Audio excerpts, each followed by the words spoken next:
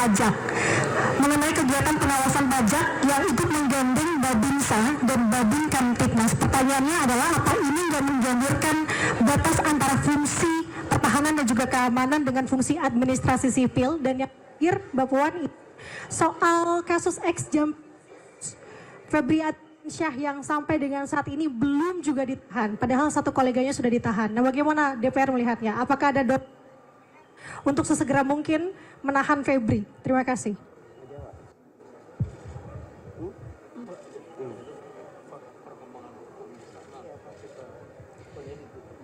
Kami menghormati proses hukum yang sedang berjalan sekarang ini. Tentu saja proses itu membutuhkan waktu untuk penyidik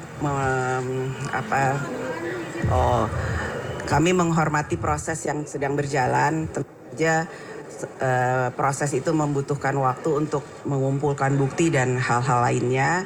Namun yang kami harapkan agar nantinya proses itu tetap dilakukan secara transparan dan jangan kemudian membuat sinergi antara kejaksaan dan kepolisian itu menjadi renggang. Karena satu kasus kemudian jangan membuat kemudian sinergi antara satu lembaga itu kemudian tidak terjalin sinerginya. Apa tadi pertanyaan yang lain? Nah, sekolah sepi peminat ini memang pertama itu di komisi kami juga di komisi 10 itu juga beberapa waktu lalu menurut laporan juga sudah dipertanyakan dan meminta kepada kementerian terkait untuk mengevaluasi hal tersebut. Apakah kemudian jaraknya memang cukup jauh dari tempat penduduk, ataukah kemudian kualitasnya, ataukah kemudian memang muridnya yang tidak ada dan lain-lain sebagainya. Jadi evaluasi ini memang harus dilakukan secara menyeluruh oleh pemerintah dan harus ada evaluasi ulang terkait dengan hal tersebut. Apalagi yang satu lagi pertanyaan. Nah, ini jangan sampai menimbulkan ketidakpercayaan kepada masyarakat, karena kan beberapa waktu lalu pemerintah meminta kesadaran dari semua masyarakat untuk melaporkan pajaknya secara mandiri. Namun sekarang dilakukan hal tersebut. Jadi ini memang nanti di komisi terkait kami juga akan meminta keterangan terkait dengan hal itu supaya kepercayaan dari masyarakat jangan kemudian menurun karena adanya paksaan atau hal lain yang membuat kesadaran masyarakat yang kemarin itu sudah mau melaporkan pajaknya secara mandiri kemudian menjadi berubah. Udah? Cukup? Ya. Pak Dasko, Pak Saan ada yang mau menambahkan?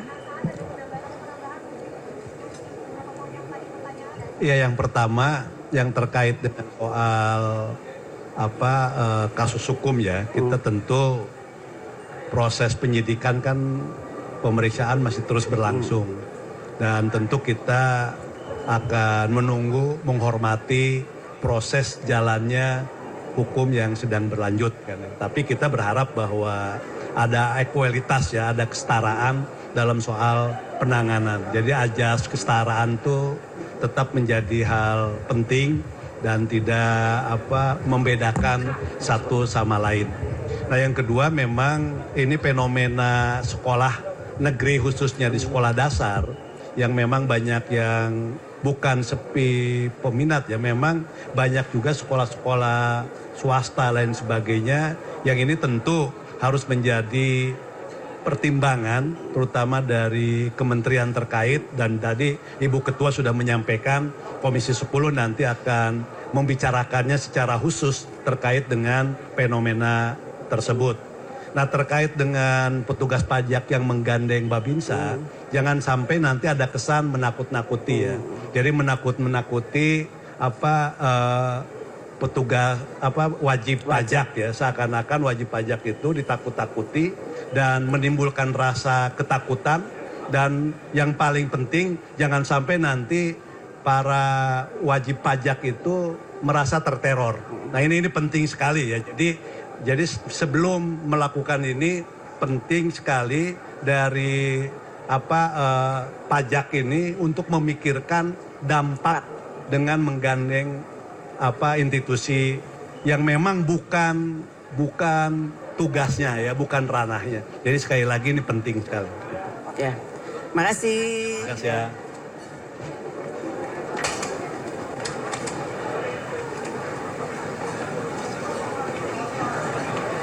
Pemirsa, Komisi 3 DPR RI bahas RUU perampasan aset bersama dengan peneliti dan akademisi. Ada 3 isu krusial yang ditampung Komisi 3 sebagai masukan untuk RUU perampasan aset.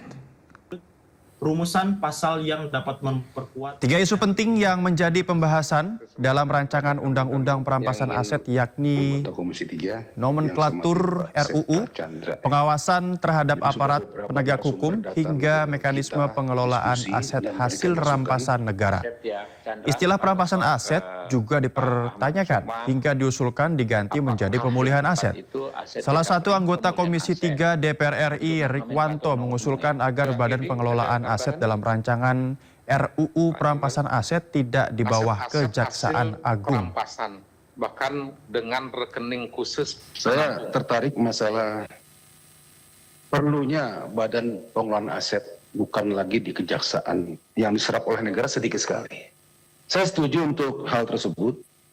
Ya, nanti mekanismenya seperti apa, orang-orang seperti apa, supaya nilai-nilai aset itu tetap bisa stabil dan bisa berjalan sesuai dengan rencana dari undang-undang, yaitu menghasilkan keuangan bagi pembelian aset. Presiden Prabowo Subianto dengan nada tegas meminta jajaran kementerian dan pemerintah daerah untuk menjaga sumber kekayaan alam Indonesia yang melimpah ruah. Dalam taklimatnya di sidang paripurna Kabinet Merah Putih, Presiden Prabowo Subianto menegaskan bahwa Indonesia memiliki banyak kekayaan sumber alam yang harus dimanfaatkan besar-besarnya untuk kemakmuran dan kesejahteraan masyarakat Indonesia. Tidak boleh ada segelintir orang atau kelompok yang menguasai sumber kekayaan alam Indonesia untuk kepentingan pribadi. Oleh sebab itu, Presiden Prabowo Subianto menginstruksikan agar sumber daya alam Indonesia dikelola sesuai Undang-Undang Dasar 1945 yang manfaat besarnya untuk kehidupan masyarakat Indonesia. Selain itu, dengan nada yang cukup tegas pula, Presiden meminta seluruh jajaran kementerian, lembaga dan pemerintah daerah berjanji akan untuk memenuhi seluruh kebutuhan masyarakat, terutama terkait masalah pangan. Jangan ada sampai orang Indonesia mengalami kelaparan. Sustainable Development Goal, saudara-saudara, PBB sudah meramalkan bahaya kelaparan. Food, energy, water, bahaya kelaparan. Mereka canangkan SDG pertama untuk semua bangsa di dunia. SDG pertama adalah no poverty. Tidak ada kemiskinan. Kalau kita mau bantu rakyat kita yang miskin, dibilang pemborosan. Kalau kecurangan, penyelundupan, diem.